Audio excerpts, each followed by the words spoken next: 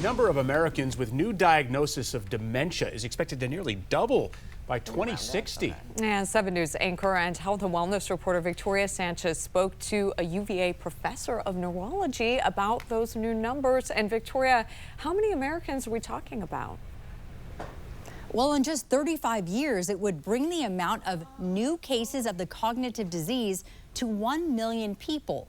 Researchers looked at data and contacted patients enrolled in a long-term heart study that is following more than 15,000 middle-aged adults between 45 and 64.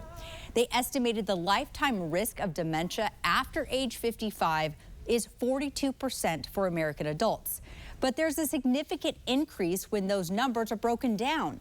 Women and Black adults have a 45 to 60% chance of developing dementia as they age. Geriatric neurology expert Dr. Annalisa Dubrow says the growing number of people with dementia could impact the economy. What do you think that's going to do to not just the people who are getting diagnosed with this, but caregivers and family members? How is that going to affect the country?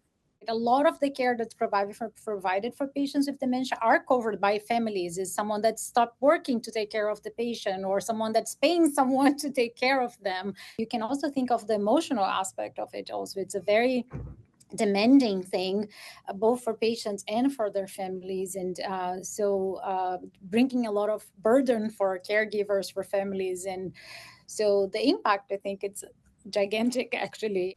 The researchers suggest policies that focus on cardiovascular and hearing health could reduce dementia outcomes.